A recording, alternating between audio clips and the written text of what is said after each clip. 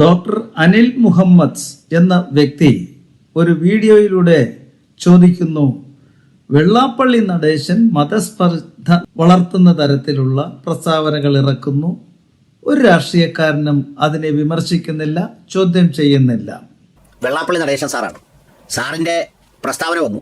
Sir അതിരൂക്ഷമായ ഭാഷയിൽ ജമാഅത്ത് ഇസ്ലാമിയെയും ലീഗും എന്ന പേരിൽ ഈ പറയുന്ന മുസ്ലിം വിഭാഗത്തെ കഴിയുന്നത് പോലെല്ലാം പറഞ്ഞു.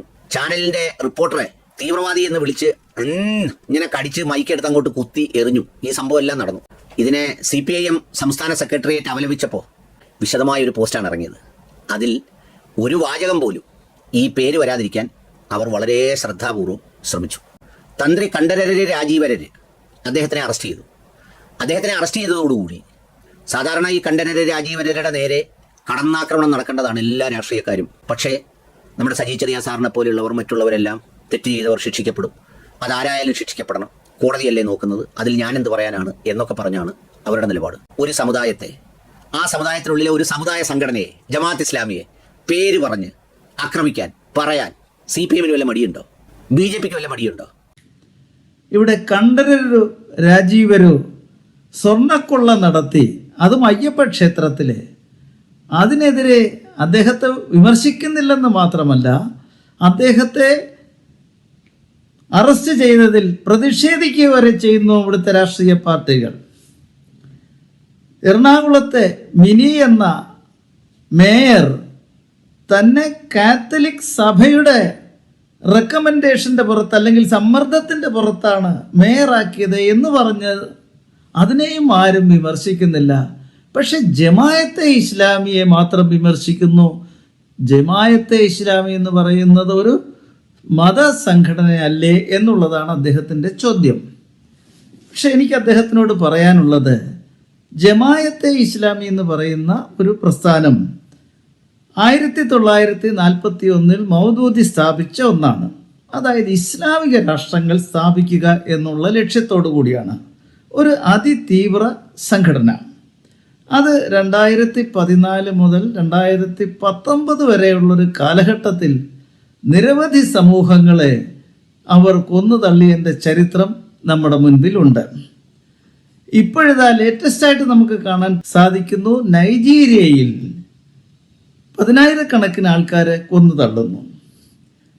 അതേപോലെ ഇന്ത്യയിൽ നിരവധി സ്ഥലത്ത് ഈ സ്ഫോടനങ്ങൾ നടക്കുന്നു, കൊലകൾ നടത്തുന്നു, ഇതര മതസ്ഥരെ ലക്ഷ്യം വെച്ചുകൊണ്ടുള്ള അതിക്രമങ്ങൾ, ജനസൈഡ് നടത്തുന്നു.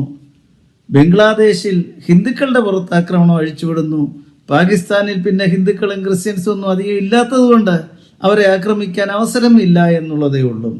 ജമാഅത്തെ ഇസ്ലാമി എന്നൊരു രാഷ്ട്രീയ പാർട്ടി തന്നെ ഈ പാകിസ്ഥാനിൽ പ്രവർത്തിക്കുന്നുണ്ട്.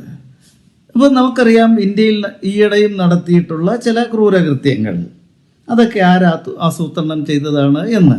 ബംഗ്ലാദേശിൽ ഈ നമ്മുടെ അവിടുത്തെ ഹസീന എന്ന പ്രധാനമന്ത്രിയെ സ്ഥാനഭ്രഷ്ടയാക്കുകയും അവിടെ കലാപങ്ങൾ പൊട്ടിപ്പുറപ്പെടുകയും തുടർന്ന് ഹിന്ദുക്കളുടെ മേൽ ആക്രമണം അഴിച്ചുവിടുകയും ഒക്കെ ചെയ്ത സംഭവങ്ങളും നടക്കുന്നു. ഇതിൻ്റെ എല്ലാം പിന്നിൽ ജമാഅത്തെ ഇസ്ലാമിയാണ്.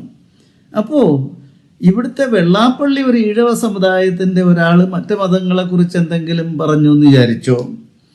ഒരു മേയറെ ആ മേയറുടെ സമുദായം അംഗങ്ങളുടെ സമ്മർദ്ദത്താലാക്കി എന്നുള്ളതോ, അല്ലെങ്കിൽ ഒരു മോഷ്ടാവിനെ അദ്ദേഹത്തിൻ്റെ സമുദായം നോക്കി എതിർക്കുന്നില്ല എന്ന് പറയുന്നത് പോലെയാണോ ജമാഅത്തെ ഇസ്ലാമി? ജമാഅത്തെ ഇസ്ലാമി എന്ന് പറഞ്ഞത് ഇന്ന് മാനവരാശിക്ക് ഏറ്റവും അധികം ഭയം വിതറുന്ന ഏറ്റവും വലിയ ശത്രുവായിട്ടുള്ള ഒരു പ്രസ്ഥാനമാണ്. എന്തുകൊണ്ട് AK ബാലൻ ഇത് പറഞ്ഞു? ലോകത്ത് പലയിടത്തും നടന്ന ടെററിസ്റ്റ് ആക്ടിവിറ്റീസിനും കേരളത്തിലുള്ള ചിലരുമായിട്ടൊക്കെ അതിന് ബന്ധമുണ്ടായിരുന്നു എന്നുള്ള വസ്തുതകളും പുറത്തു വന്നിട്ടുണ്ട്.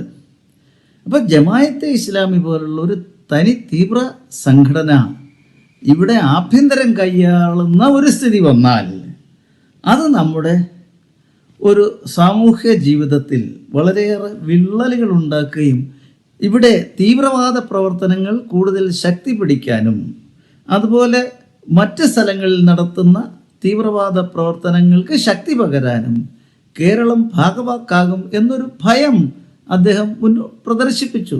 അതെങ്ങനെ തെറ്റ് പറയാൻ നോക്കും? അതൊരു സമുദായത്തെ ആക്ഷേപിക്കലാണോ? അതൊരു വസ്തുതയല്ലേ?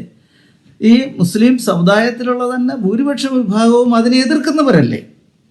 അതുകൊണ്ട് വെള്ളാപ്പള്ളി നടേശൻ്റെ സമുദായത്തെ പോലെയോ അല്ലെങ്കിൽ ലാറ്റിൻ കാത്തലിക്സിനെ പോലെയോ നിരുപദ്രവകാരികളായിട്ടുള്ള ചില സാമുദായിക സംഘടനകൾ, അതിൻ്റെ നേതാക്കന്മാരെന്തെങ്കിലും പറയുന്നതിന് അത്ര വലിയ വില കൊടുക്കേണ്ട കാര്യമില്ല. അദ്ദേഹം ഒരു വെല്ലുവിളി നടത്തിയിരിക്കുന്നു. ജമാഅത്തെ ഇസ്ലാമിയെ മാത്രം കുറ്റപ്പെടുത്തുന്നു, മറ്റുള്ള സമുദായങ്ങളെ കുറ്റപ്പെടുത്തുന്നില്ല. അത് തെറ്റാണ്. അത് തെറ്റാണെന്ന് സ്ഥാപിക്കാൻ മാത്രമല്ല, ജമാഅത്തെ ഇസ്ലാമിയെ കുറ്റപ്പെടുത്തുന്നതും തെറ്റാണെന്ന് സ്ഥാപിക്കാൻ ഒരു ഡിബേറ്റിന് അദ്ദേഹം തയ്യാറാണ് എന്നും പറയുന്നുണ്ട്. ഏതായാലും വളരെ വിനയപൂർവ്വം ഞാൻ പറയാൻ ആഗ്രഹിക്കുന്നു, ആ ഡിബേറ്റിന് ഞാൻ തയ്യാറാണ്. അദ്ദേഹം സ്ഥലവും സമയവും പറഞ്ഞാൽ ആ ഡിബേറ്റിൽ പങ്കെടുക്കാം.